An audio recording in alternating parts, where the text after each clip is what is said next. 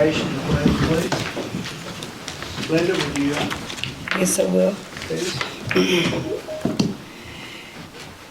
Heavenly Father, we thank you once again for your divine presence, dear Lord. We just thank you for the fellowship, dear Lord, that you lead us to have with one another. Dear Lord, direct us as we go into the business for the City of Hope. May everything that we do, dear Lord, be pleasing in your sight. In the name of Jesus Christ, our Lord, we pray. Amen. Amen. Mark? Join me in the pledge, please.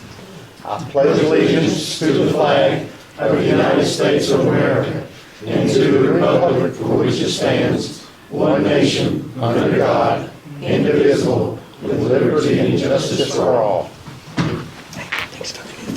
Welcome everyone tonight. We'll start out with reviewing the minutes of 21st, October 21st.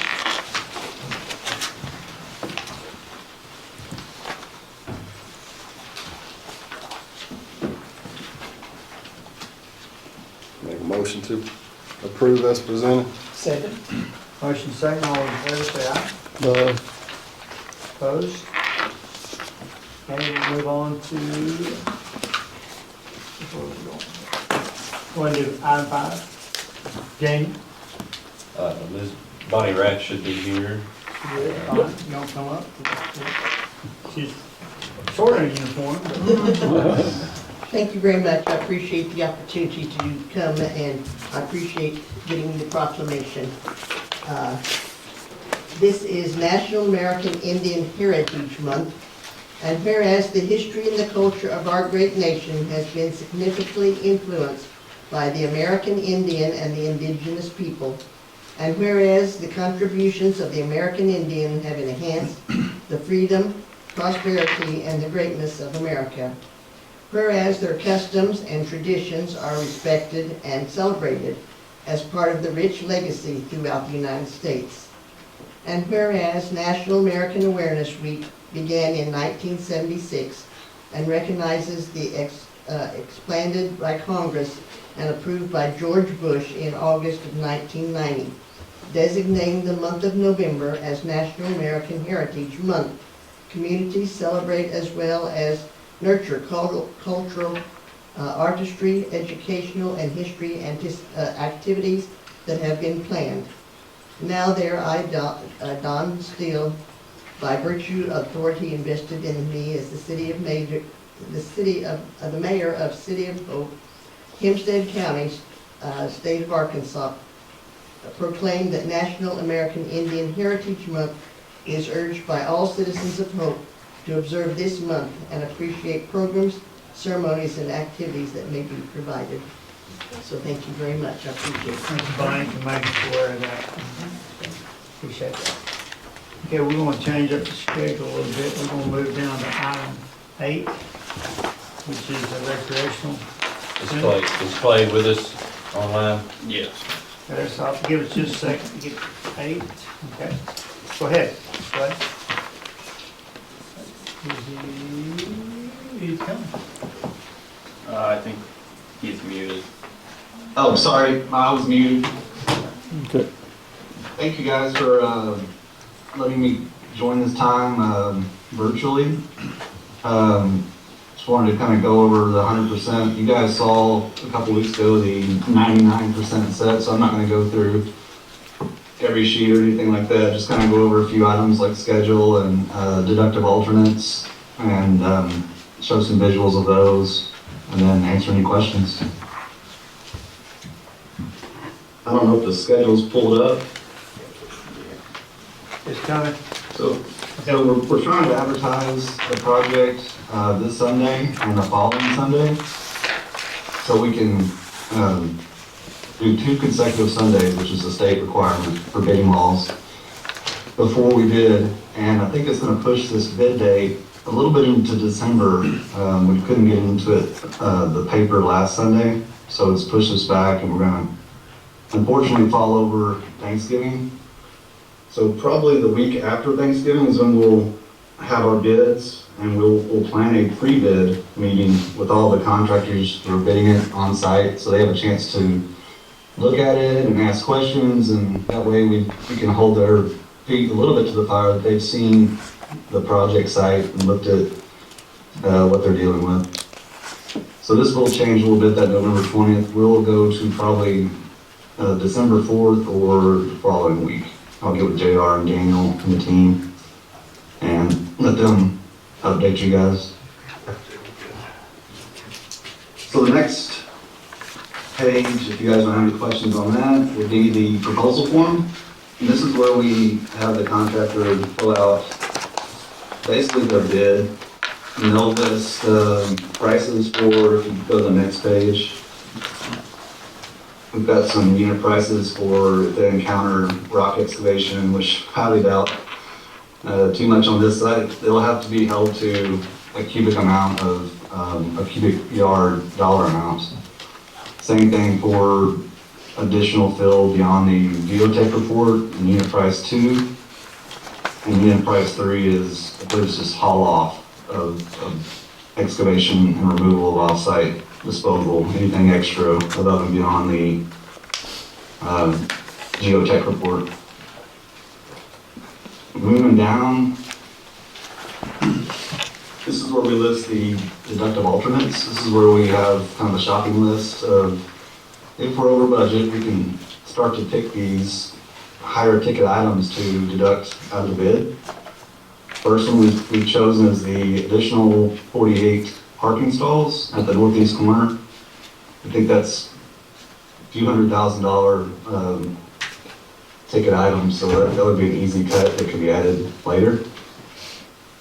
Number 2, the corkscrew slide that's at the outdoor pool. I think that's a big ticket item. I don't know an estimate on that, but that would be something we told them they at least need to get the infrastructure in for that, and then that can be added later as well. Number 3 is more of our architectural.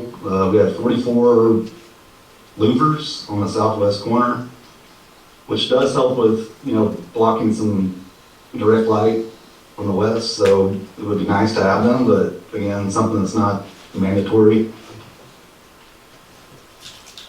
And then we have, 18 months in the project that we have gotten with multiple contractors to get their opinion. They seem like that's plenty of time. Hey Clay, And then that way, go ahead. number 3, is this something that will be put on other than this, or can this be added later, or is this, if we don't do number 3, is it something that we can add later, or is this just gonna be not on the building?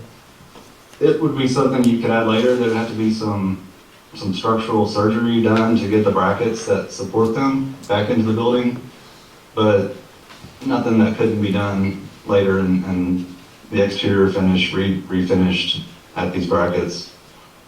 Okay, And then 10 of those are actual custom light fixtures that look like the louvers, so kind of gives a architectural good look at night. Clay, do we have a ballpark figure on what that would, as of right now, the cost of number 3? I don't. I think it would be probably north of $150,000 to $200,000 because they're pretty long, like 17 to 25 feet long. They're 4x6. Hopefully not over 200,000, but that's my gut. I haven't had a subcontractor give me any kind of estimate yet. Before bid, we definitely can get that. That way, if we wanted to swap out deduct 3 with, say, another big ticket item we think, that's definitely an option. okay, I'm just wondering if we was putting something other than this up, or, okay, that answers my question, thank you. No problem. So back to the 18-month construction schedule. If they go over that, we'll issue a notice to proceed once we have a contract with a contractor, and that'll set 18 months from that date to be the final completion date. And if they go over that, it's $500 a day.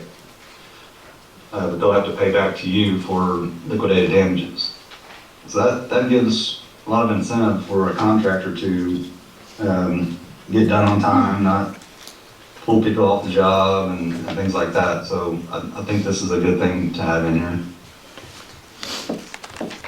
If you scroll down, I think the last page is just, we make them list who their major subs are and make sure they are licensed in Arkansas, the current license. And these are the main, MEP is gonna be a big number, sub. We did a lot of metal roof, so we'll have that subcontractor, and then the pool subcontractor will be listed as well. And then on the last page, this just shows basically the general contractor's information, their license number. We'll check and make sure their license is up to date. Now with these bids, they have to provide a performance and payment bond, and also a bid bond, which they have to hold for 30 days subsequent to the bid, that they will honor that bid. So this covers the city, and performance and payment bond is to make sure they finish the job. Say somebody, heaven forbid, went bankrupt, the bonding company would have to come in and finish the project. So it makes it some security for, and these are going to be big contractors, so I'm not worried about it, but it's good to have this backup in this bid. I think the next few images are just explaining the deduct. You can see the dashed area to the northeast for deduct number 1. I think the second page shows it a little clearer, the 48 spots to the northeast. Deduct number 2,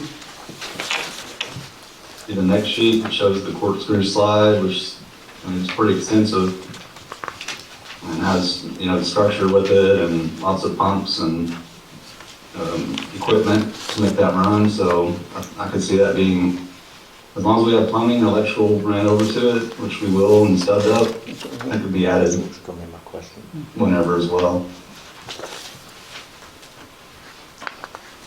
I think the last 2 images are, here's the louvers that will be on the southwest gym side of the project.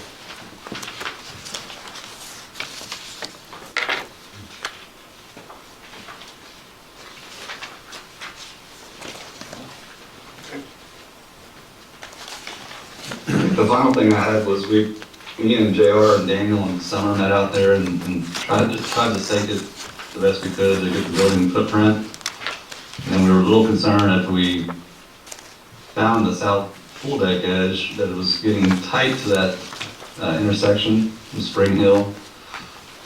So we asked the civil engineer to look at how far are we actually off that curb at the street there. I think we're close to 60 feet. But we still thought, well, what if we can shift it to the northwest 5 feet and see if we can get out of that variance request on the east side of the building and just get a little bit more buffer at that south edge of the pool deck. And then we're going to decrease the pool deck from, I think it was 35 to 25.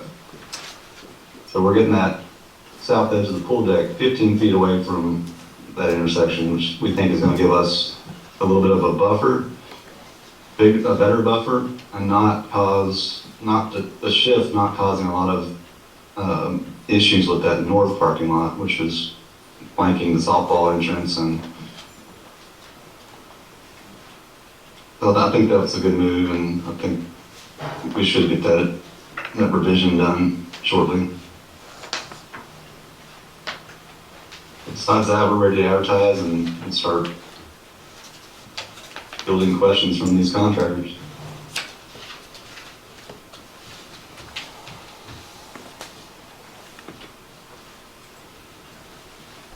Clay, do you know what the capacity for the outdoor pool is supposed to be?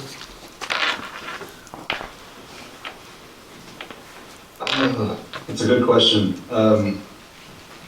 Can't remember the square footage of it. Was it 4,000 or 5,000 square feet? And I think you do around 15 square feet per occupant. I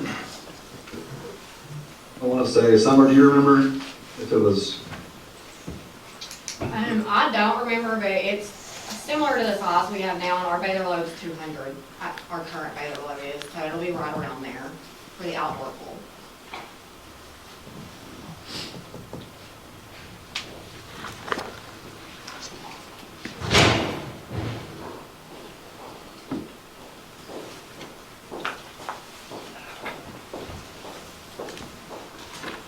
All right, I guess any other questions from the board? One other question, I Here we go. guess. On the, I guess, the west side, the lane that goes along there, is that for 2 cars or just one? I know there was discussion a while back that It's for 2 cars It is now. for We two. were able to get 24 feet wide, which is the minimum requirement for 2 cars to pass. okay, just looking So at the it sketch. is 2 lane now. We got rid of that gate. Okay. So does that mean we're getting rid of the Y as you exit? Summer? Yes. That's what I was thinking. Yeah. Yeah, I see it here, but I'm just making sure. Well, One thing that's brought up too is where the Y is, later on, that could be additional parking over there. Mhm. So that's something that could be added also.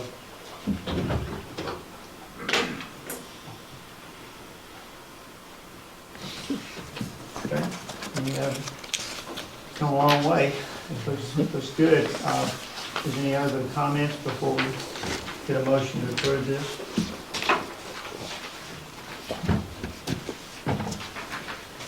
We need a motion with. I make a motion that we approve the 100% plan of the aquatic center Okay, with the deductions? with if the deductions are needed, yes. Yeah, okay. Second. Okay, motion is second. All those in favor say aye. Aye. Aye. Thank you, guys. That's that. Thank you, Clay. I tell you what, hope to hear some good numbers back from you. Hope so too. Thank you, guys. Okay, thank you. Good night. Okay, we're moving to item 7. I'm going to item 6 now. So, the multiple health. Municipal health. municipal health. Staff has received the 26 health rates, 2026 health premium rates from the municipal league. City Manager J.R. Wilson is here to explain the options and associated costs for your consideration. And also Charles Angel, the Vice President of Employee Benefit Programs at JTF, should be attending virtually. If you have any questions or concerns about the benefit coverages. Mason, would you put this on the screen, I just wanted to begin the conversation. I'm sure there may be a lot of questions. Charles Angel is the expert. He'll answer any questions you have about the plans that we're going to present to you. He's the expert in that, but I just wanted to say a few things before we got started. Number one, good evening, everybody. I'm J.R. Wilson, your city manager. Glad to be here. I just wanted to begin this item discussion with a few important words, I think, to kind of set the tone of why we're asking what we're going to be asking. I think the 2026 budget, we've been working on that about a little over a month now, a month and a half. We're meeting some challenges. It's going to be a challenge. It's kind of going to be a tough budget. Revenues are flat. We've talked about that. At one time we thought they were going to be down. Now they're moving back in the other direction. So we're kind of anticipating it'll be fairly flat, where there won't be any increases. But hopefully, if there is a decrease, hopefully it'll be a small one. So that's a challenge. The other challenge is our expenses, as y'all know, in your own businesses, in your own life. There's about close to a 3% inflation rate, I think, estimated for 2025. So that is kind of where that exists, even for us.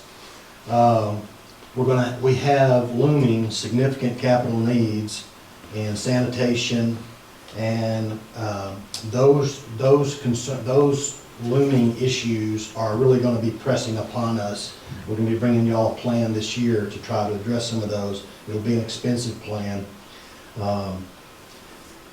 Wastewater and sanitation funds, as we've always talked for many years, are not getting better. They aren't building reserves. They're kind of staying lacking. We're having to be very careful about what we do. Of course, you know, we've brought to you many emergency expenditures that we can't help. If the line collapses, it collapses. If equipment quits working, it quits working.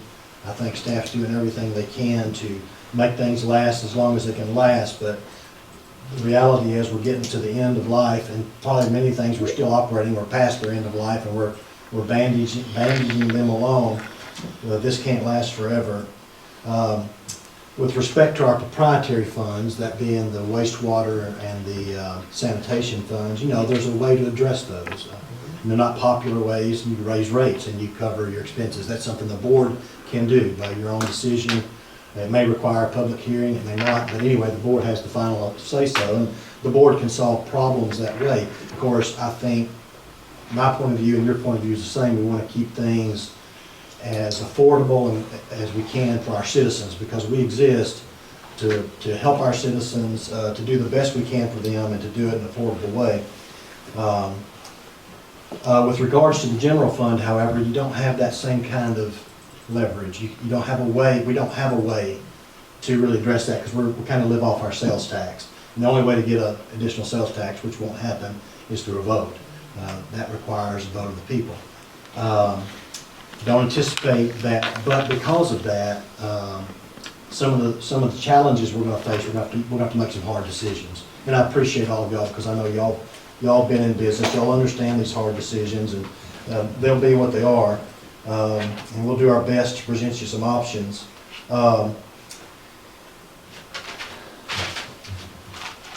Lastly, I think what I wanted to say was, before we actually get into the options, we're going to bring you a proposed budget your next meeting. Okay, so this is where this is really going to hit you. But the reason we're here today talking about some of these things is because this is a problem. This is an unexpected, about $137,739 problem across all of our cost centers. That is not, in my way, if we look at it, it's not doable under our current operation structure. We can do it, but I mean, we're going to really cut equipment, and we may even have to cut some personnel. I don't think we'd ever cut personnel. It may be that, hey, when you lose attrition, you just can't hire that position back. We'd rather not go there because our city needs our services. So we're looking for options to try to address some of these concerns. So I'm talking to you tonight about the healthcare concern. That's the only thing we're talking about tonight. And hopefully y'all can help us make a decision, because it's going to affect how we handle the rest of the budget that comes to you next week. So if I could just go to this board, and I'll be away from the microphone to carry this with me, Mason. You can. I just want the board to understand the green healthcare is currently what we have. That is our 2025 healthcare, traditional 1200 plan, and we allow our employees to have an option. They could either choose that plan in the green, or they could choose this plan in the orange. That was this year. They had that option. I think one employee chose this option for themselves, but that's currently what we do. The problem is, you can see last year in 2025, our cost for the city was $739,795 for health insurance, divided up into either an employee or family plan. This year, if we do that same plan, it's going up to $877,000. That's the $137,739. We don't think this is really doable without making some really hefty, difficult decisions. So there are some options. You may choose that. You may choose, well, we want to offer that anyway, and option 3, that the employee could choose, and that's maybe what the board wants us to do. If you want us to do that, that'll be very difficult to accomplish, and we'll have to make some hard decisions. The other option is, as we've talked around and looked at some other plans, there's several other plans, but this has made more sense to us. There's another option we could do, and it's going to, instead of a $1,200 deductible traditional plan, it'd be a traditional with a $2,000 deductible. But it's still a traditional plan. And all the things that are available to you in 1 would be available to you in 2, except your deductible is a little higher. Correct me if I'm wrong, if Charles hears me say something wrong, or Daniel, if you hear me say something wrong. But what we would suggest the board to consider is allowing us to move to option 2, but we would cap the city's cost at the same cost we had for 2025. What does that do? Well, that puts a little more costs onto the employee. So this would be our cost to the city for an employee only and for the family plan. And the employee would have to pick up this much. They'd have to pick up this much a month for the employee, that much a month for their family. That's what it comes out to weekly as they deduct it out of their checks for an employee and for a family. But again, they would have the choice to either choose this or this. Now, this is a high deductible plan. It's a $2,500 deductible plan for the individual and $7,500 for the family. But it's a lot cheaper on them, and it offers them insurance, and it obviously is very, very good for the city. We would stay still pretty close to what we would pay up here, because we would in turn give all employees, this year we gave employees only that accepted this plan $500 a month to go into a health savings account. $50 a month, yeah, $50 a month, and $100 a month to the family. What we would do this year is we just give every employee, whether they're family or single, $1,300 over the year, or $108 and some cents a month. This kind of makes up the difference between the $1,200 deductible and the $2,500 deductible for an individual on these plans. You know, if I was a young person, I would take this plan. And if I was in my 20s, 30s, maybe even close to 40. Now, if I was up above and I had maybe some health concerns, or if I was getting older and having to do my, regular checkups, make sure I was healthy, this may be a better option. But I think what we're suggesting to the board, I think staff would recommend to you, you make the decision, but I think we would recommend moving to option 2, that would be our base plan, with the employee having the option to go to 3. So they could choose 2 or 3, but we'd take 1 out of the mix. That's my little spiel to you and the reasons why. I'm going to sit down now, and Charles and Daniel, I'll turn it over to them. And Charles can answer any questions you have about the plans, what it covers, what it doesn't cover. You can get down to the nitty-gritty with him if you want to. And Daniel's done a lot of research on this too. But thank you all for your time. Thank you. That's J.R. Wilson. Is Charles online with us? Yes, sir, I'm here to. Hey, Charles, could you just briefly explain the difference in the traditional plan and the high deductible plan, and what that means for the employee that chooses those plans? Sure, absolutely. So, the Internal Revenue Service was kind enough to name the qualified high deductible health plan for us. They named it the scariest possible thing, but not much we can do about that. The major difference between the traditional plan you have now and the qualified high deductible health plan is first off the deductible. You're currently on a $1,200 deductible before the plan goes to co-insurance, which is where the insurance company pays 80% and the employee then pays 20% until they reach their out-of-pocket maximum. So your deductible would move from $1,200 to $2,500, but also you would have no first dollar coverage. So what that means for employees is no co-pays. Everything would go to deductible. There are some exceptions to that rule under the Affordable Care Act. All wellness, all bills coded as wellness will be paid at 100% by the health plan. So if someone would go in for a mammogram or a well woman exam or a PSA test or a colonoscopy, the health plan would pick that up at 100% with no deductible liability. With the big beautiful bill that just passed a few months ago, telemedicine is now also covered at 100%, even on a qualified high deductible health plan. So there are some ways to receive coverage without paying 100% of the discounted cost, but for the most part, those costs would go towards the deductible. At JTS, I'm offered the same option. I can have a copay plan or a qualified high deductible health plan. For about the last 20 years, my family has decided to opt for the qualified high deductible health plan because the premiums are quite a bit lower, and we're able to put that money into a health savings account. So what we do there is we take that money on a pre-tax basis and put it in that HSA, and we can use that money at any point for qualified medical, dental, and vision expenses, and we're never charged taxes on those funds. So just so the board kind of understands at a high level, your employees are accustomed to a $20 copay when they go to the doctor. I don't live in Hope, I live in Cabot, but my doctor there in Cabot, Dr. Harvey, The discounted network rate for him is $80. So if I get a sinus infection and I have to go in and see Dr. Harvey, as opposed to paying a $20 copay, I would pay him $80. But that $80 would go towards my deductible, whereas the copay does not go towards the deductible. On the back end of those plans, I can tell you that if someone has a catastrophic year, quite candidly, they're traditionally better off on a qualified high deductible health plan.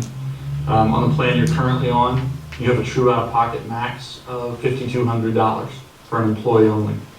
On the qualified high plan, it's $5,000. So your actual out-of-pocket, if the worst happens, is $200 lower.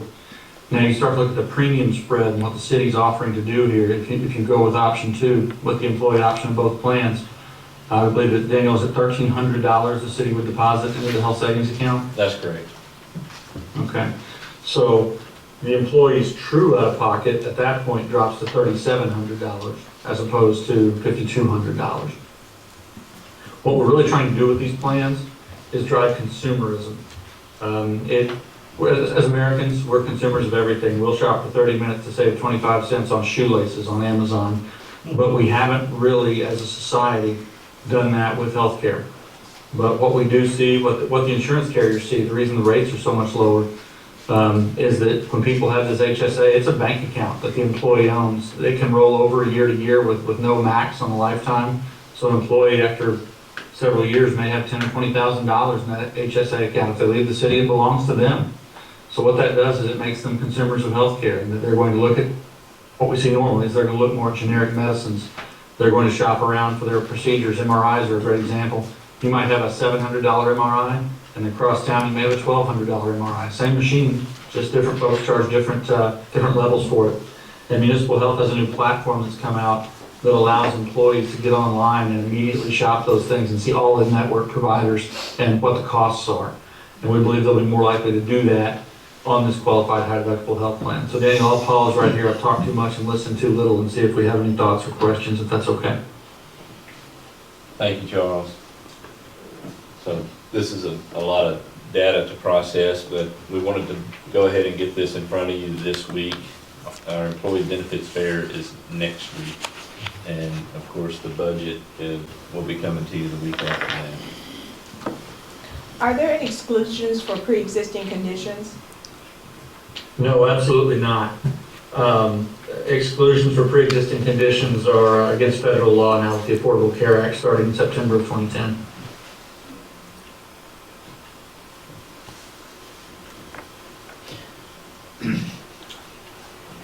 All right, any other questions? Does the staff recommend offering 2 and 3? Is that kind of what? Recommendation 2 and 3. Yeah, so, Be the employee's choice. yeah, the employee's choice. And we would try to, at the benefit fair, I think Daniel and JTS will be represented. They'll try to educate the employee the best they can for them to make an informed decision. Well, I think, everybody knows that, it's, healthcare insurance is definitely gonna make a jump. This doesn't surprise me. Anybody has any other questions? Is there any motion to recommend or? I make a motion, recommend option 2 and 3 to all city employees. Second. Okay, motion, any discussion? If not, those in favor of the motion, say aye. Aye. Opposed? Okay, thank you. Good luck. Thank you, Mayor. We'll get that taken care of. Okay. Moving on. Thank you, Charles. Thank you, yes, thank you. Moving on to item 7, which is item 8, item 7, which is, well, we're jumping all over the place now. Item 7. 7 in the book. Sorry. Hope Water Light Commission met on October 22nd and received a funding request from the hospital in the amount of $1 million to help stabilize hospital operations. During that meeting, Jacob Eller is here with us tonight, and Shelby Brown with the hospital presented their current financial condition, explained the immediate need. This was the same as they came and give to you guys. recently. The commission voted to approve an allocation of $1 million to surplus funds. But because they're a municipally owned utility, they're not authorized to provide those funds directly to an organization outside their normal course of business. So to comply with the legal requirements, the surplus funds have been transferred to the City of Hope, and staff is now requesting board approval to amend the existing hospital stabilization agreement and allow the transferred funds to be provided to the hospital to further stabilize their operation. Do you guys have anything you want to add? Any questions the board has for the hospital? Is there any changes or updates since you were here last time? Yeah, so we're, If you would come up, yeah. sorry about that. That's fine. So what we're doing now is we're looking at all the expenses associated with it, and we're going through there, and we're really doing some deep dives to see how we're gonna transition some of that expense off, or fix it more or less along the way. Also, the critical access is underway. We had a time letter issue with the government shutdown, so we didn't get our time letter on time. And commercial payers aren't paying, and Medicare, we weren't able to drop the claims because the MPI number had changed. So all of that is within 8 to 10 days of being out, and then we'll be able to drop all those claims. And along with the expense reconciliation, I would say, going forward, we hope that things are gonna start, the financials are gonna start looking better, and the cash will start coming in. Okay. So is this, you think this is enough to? I'm not really sure, not really sure yet. It's a lot of, moving parts, right? So the swing bed operation is gonna go into effect. We're gonna get surveyed for that pretty quick. End of the year expenses, third payroll month, all the things that happen. We did come up way short in October, but there was a lot of things going on at the time. But we have the AR out there. The AR is still in existence. So as soon as we can drop the claims and collect the cash, then hopefully we can build up that cash and continue to stabilize operations. The initial request was $500,000 a month for 6 months for $3 million, correct? Yes, sir. Was the initial request. The city's already done this, and now Hope Water and Light. Has the county, are they gonna be able to, or is that gonna come back to where the city needs to take a look at it as well? I think the city and county are both going to have to take a look at it. I know that we've had some communications with the county, and my last understanding was they were working some numbers, and we were waiting on the grant to come through. So the grant that they applied for and the company match that the city match, county match they were supposed to do, they were waiting for that before they offered any funds, because they have to match that. I haven't had anything come through that says they're gonna offer any funds, but we're gonna continue to ask and continue to show our reports and be open-minded about everything.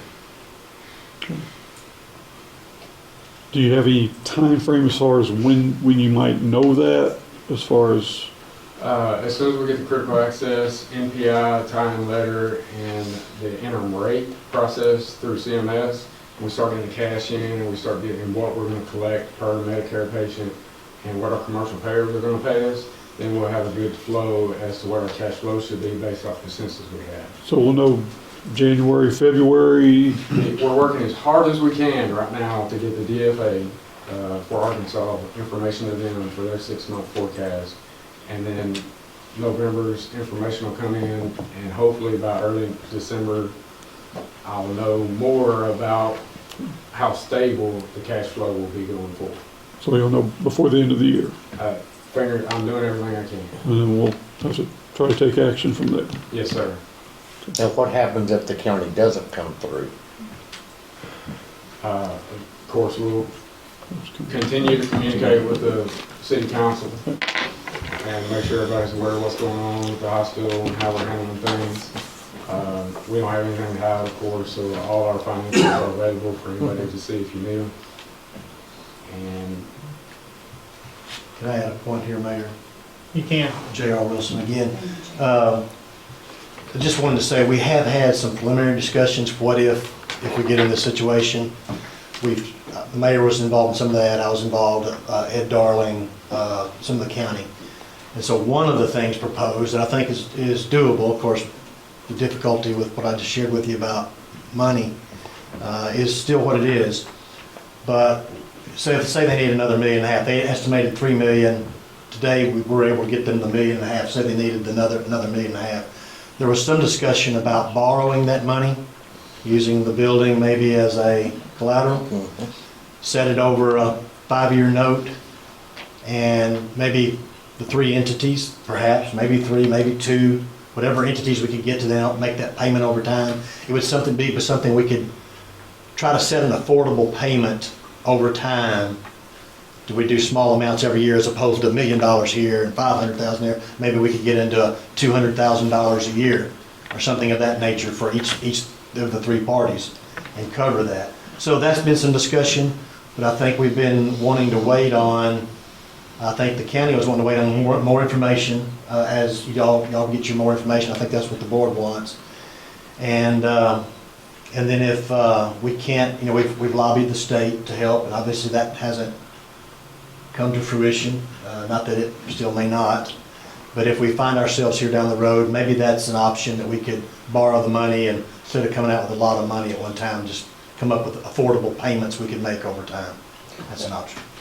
So where are you, and where's the hospital in the process of the nonprofit status? So we have meetings every day on that. We've engaged a law firm, I believe it's out of Texas. We're starting to fill out the paperwork right now for that. So I submitted some information yesterday to the law firm, and the new CFO is also submitting some financial information for that. So we're going full on that.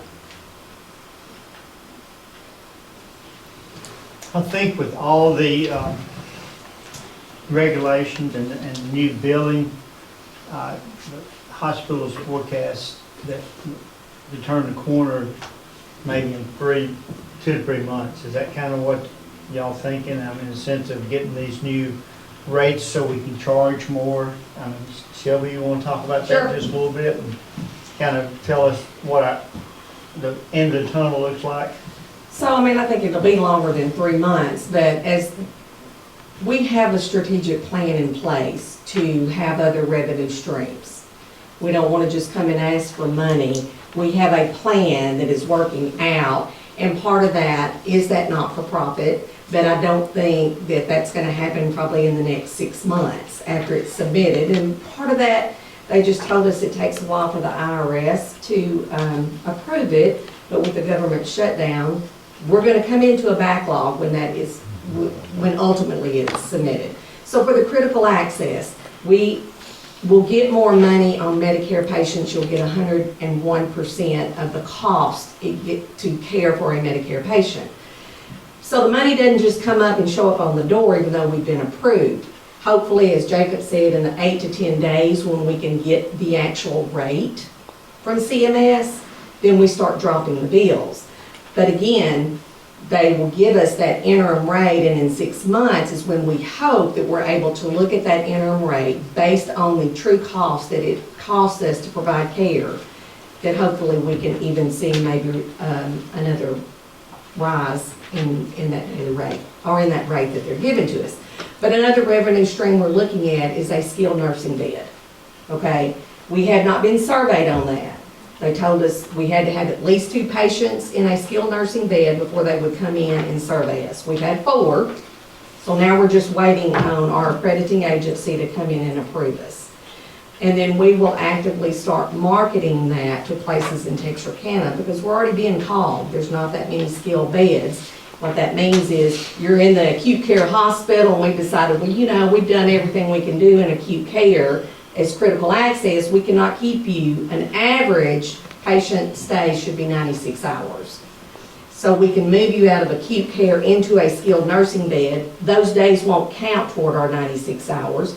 And yet it's another revenue stream for us to bring money in. As we go not-for-profit, we have had meetings on, it's a pharmacy program. It's called a 340B program. It will reduce the expenses of our pharmacy cost as well as create another revenue stream. But we can't apply for that until we're not-for-profit.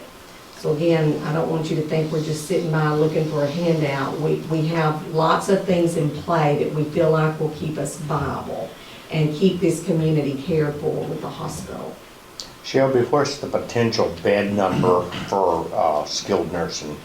Well, we Beds. are licensed for 25 beds as a critical access. We were licensed through the state for 48. Now as critical access, we have to go down to 25. So we can use as many beds really as we need to for skilled nursing. Obviously, we won't use all of them. And then our behavioral health geriatric, the psych unit was 12 beds and it is now 10. And I will say last week we had 10 patients. And do we have room for more of those? No. That's all, So that's a the critical, cap. that's all we can have. And we can't apply, okay. Are you fully staffed? We- To where you can, I mean, to No, what you can serve? we are recruiting for more nurses and LPNs. Another way, when Jacob was talking about looking at our operations right now, we have always been an all RN staff. So we know in order to cut costs, that we need to go to team nursing, meaning that every 8 or 10 patients, you'll have an RN, an LPN, and a patient care tech. So you still have 3 people caring, and you're still touching the patient, but we're able to decrease our costs. It has been quite hard, I will say, to hire LPNs and patient care techs. Not sure why, but we are advertising, working with the local college to, get some of them fresh out of school and train them like we want to train them. With that being said, is there a shortage of them or it's just hard? I don't know. LPNs can go lots of places. They can go to schools, nursing homes, and the home health. Your big companies, your big insurance companies hire them to go into homes.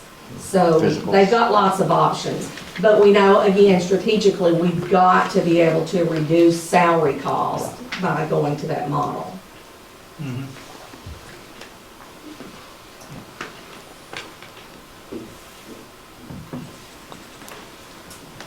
I tell you what, I appreciate everything you do. I tell you what, I've been in some meetings, and I tell you what, they're trying everything they can do out there to keep that hospital open.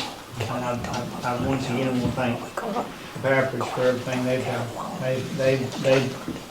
They've pushed the ship along as far as they can push it, and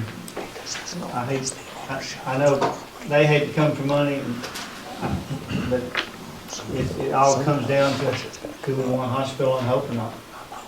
That's the bottom line. And we was hoping to get some money from help from the state, but it looks like it's gonna be home folks running it for as long as we possibly can. So any other questions from the board? No, is there, I guess there's just a motion to approve the transfer. The municipal stabilization agreement. Well, it's just, the stabilization agreement just adds that one paragraph with additional $8 punched in by Hope Water and Light. So it's the same, it's just an additional paragraph on stabilization. So you just need a vote Yeah. to approve the addendum? Yes. I mean, yeah, okay. Yes. I move that we approve the addendum to the provision for the stabilization for the hospital services. Second. Motion is second. All those in favor say aye. Aye. Aye. Opposed? Okay, thank you guys. Appreciate y'all coming. It was only 500,000, I thought it was a million. I don't know, is that where we are? I know.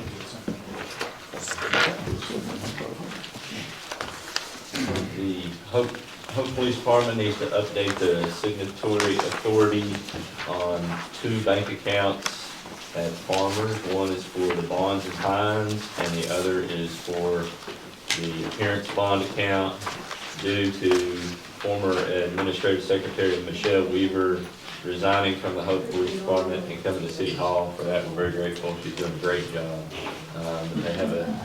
They have a new person over there, Ms. Carrie Nivens, doing a great job as well. And the request is to remove Michelle and add Carrie in her place. move on to this in-house deal. You got a motion? So moved. Second. All those in favor, say aye. Opposed? Okay, thank you. Okay, moving on to 10. All right, so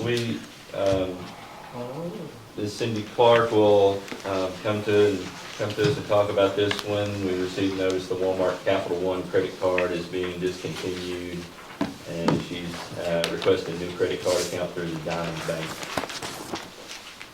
Cindy Clark, like he said, we're requesting to open a credit card through Diamond Bank. This would be a citywide card. What we would like to do is get a card for each department head with a combined limit of 15,000, which was our limit on the Walmart card. Like you said, they discontinued the Capital One Walmart card.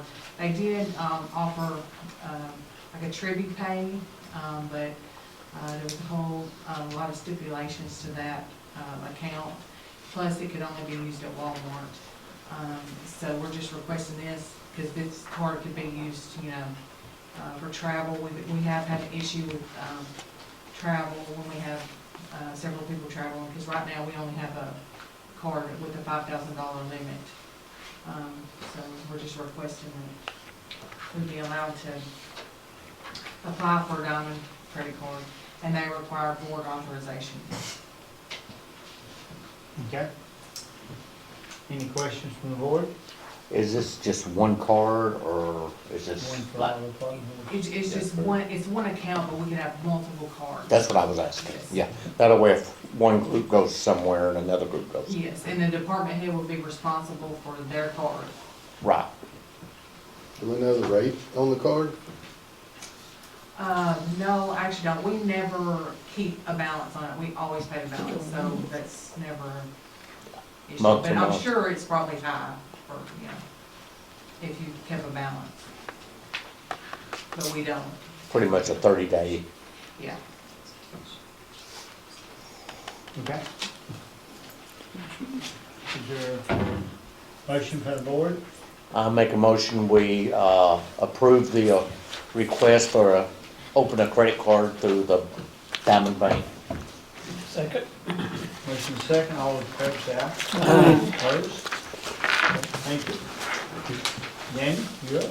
All right. Couple of things. I want to remind you that Ms. Cindy Ford has resigned from the Planning Commission. There's one vacancy there, and then at the end of December, there's 2 additional that their terms will expire. That'll be Ms. Tiffany Talley and Judy Watson. That's just for information. Regarding the site for the new fire department, they've agreed to sell the property for the $100,000. And Ms. Dickinson is working on getting the land deed and a survey done on the property so we know the exact dimensions and layout of the property. And the city will fund the survey. She's organizing it, but we'll fund that. The tennis and pickleball complex is currently out to bid. We're seeing a lot of interest in that. Several people have already called and commented and purchased plans online. The bidding will close November 13th, just around the corner. The construction phase on the splash pad has started. That notice to proceed has been issued, started yesterday, and that contract will run through March 2nd. Should be done by March 2nd. Another construction, the airport rehab project on runway 422 should kick off on November 10th. And that should wrap up on Christmas Day, December 25th.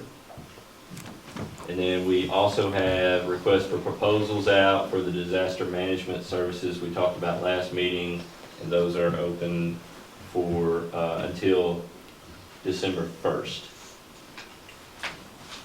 And let's see, we'll distribute the budget next meeting and visit with you guys about that.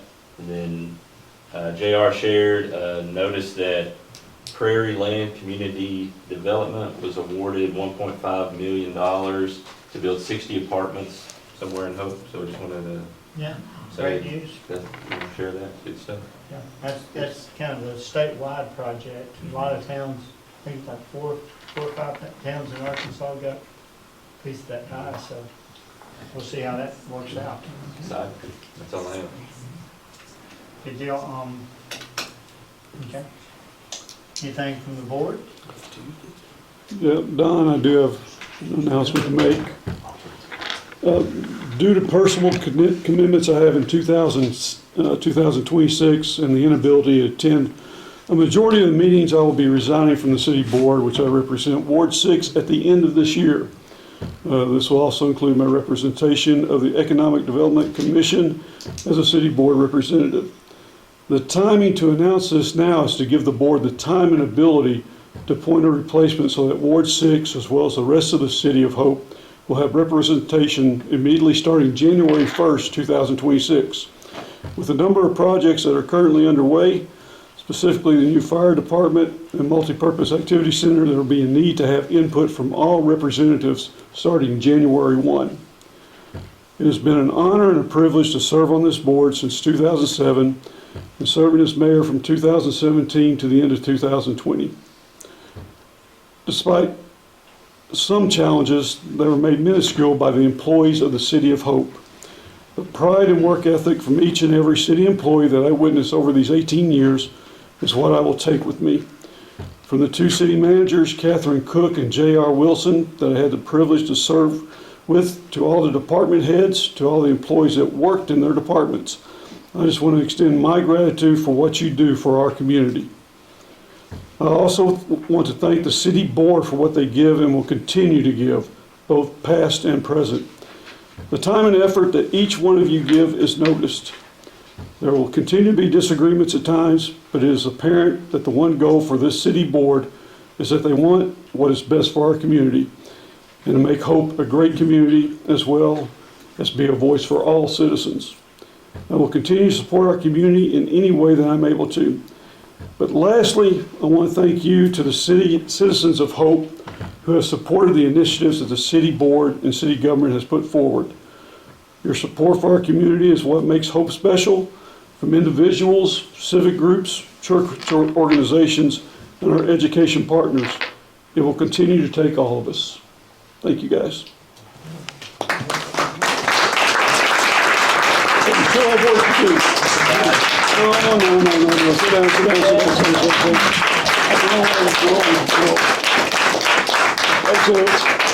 2025 is not over yet. We still have work to do. And I'll continue to work, believe you me. But like I said, it's important that we get an appointment done, ready to go January 1, though. I make a motion we deny the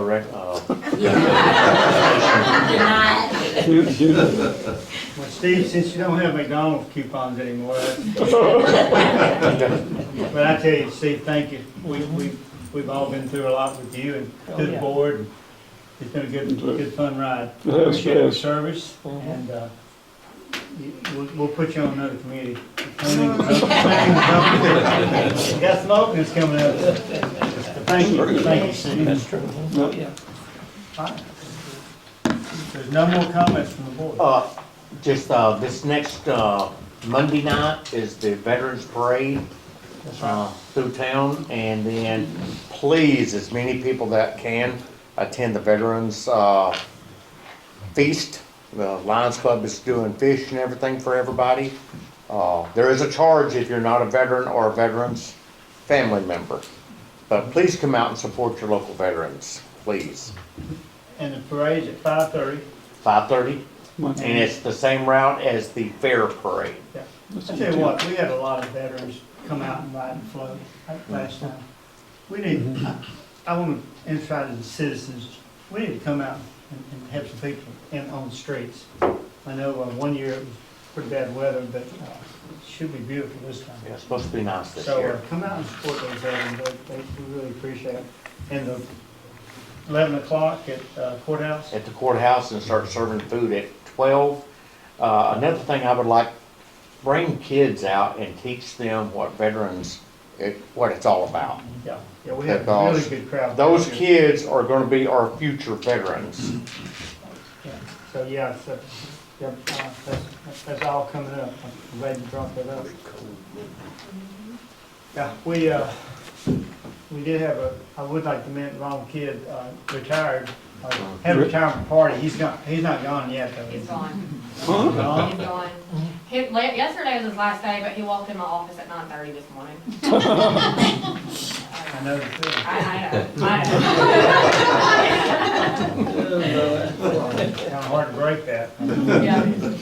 He'll get over it, I guarantee. Hey, but with that being said, also, I know we have a lot of businesses that have, I hate to use the word aging out, but, in the near future, and I really hope that we have a lot of young adults coming in.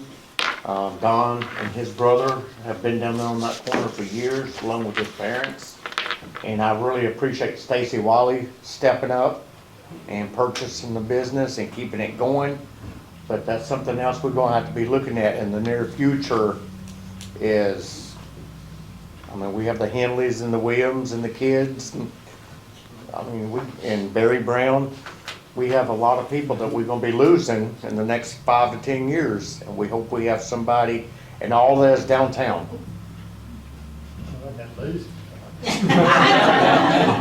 Losing the business. Oh, okay.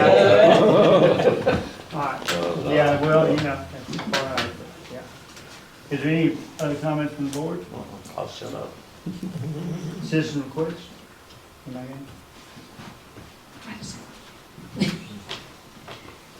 Station. Anna Powell, on behalf of. And the other one, do we have another? No, he doesn't have none yet.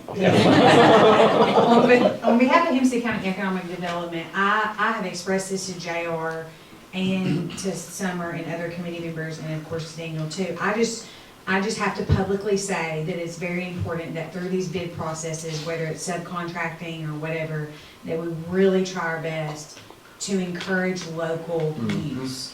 All the way down to purchasing supplies, to filling up work trucks at gas stations, and et cetera, et cetera. And I know that we don't have every local service need, and I know that there are gonna be overarching larger contractors in the mix, but I feel it's my duty to say that.